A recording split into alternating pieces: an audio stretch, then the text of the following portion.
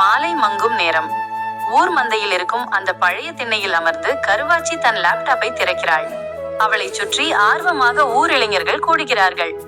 அப்போது அங்கே புழுதி பறக்க சர்க்கரை சாமியின் அடியாட்கள் வந்து இறங்குகிறார்கள்.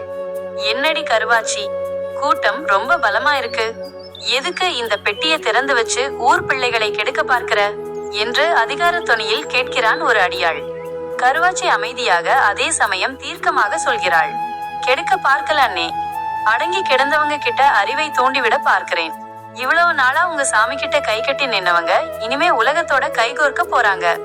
அந்த அடியாள் ஏளனமாக சிரித்து விட்டு சொல்கிறான், பெரிய படிப்பு படிச்ச மேதாவி பேசுற பேச்சை பாரு.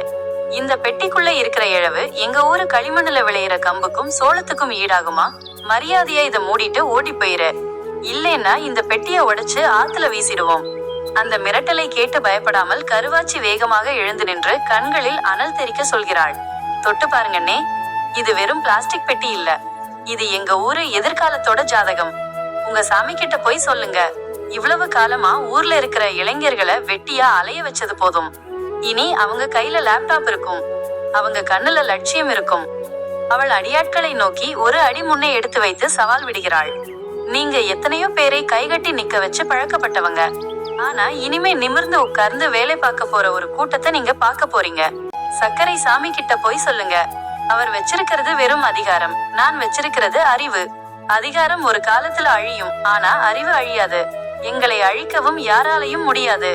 கோபத்தில் அந்த அடியாள் கையை ஓங்க கருவாச்சிக்கு முன்னே ஊர் இளைஞர்கள் அனைவரும் ஒரு பெரும் மதில் போல வந்து அரணாக நிற்கிறார்கள்.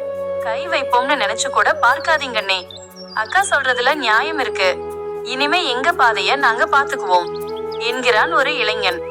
அடியாட்கள் மிரண்டு போய் பின்வாங்குகிறார்கள். கருவாச்சி அந்த திண்ணையில் ஒரு மாவீரனை போல அமர்கிறாள். அவளது காணல் கனவு இப்போது அந்த ஊரின் கூட்டு கனவாக மாறத் தொடங்குகிறது.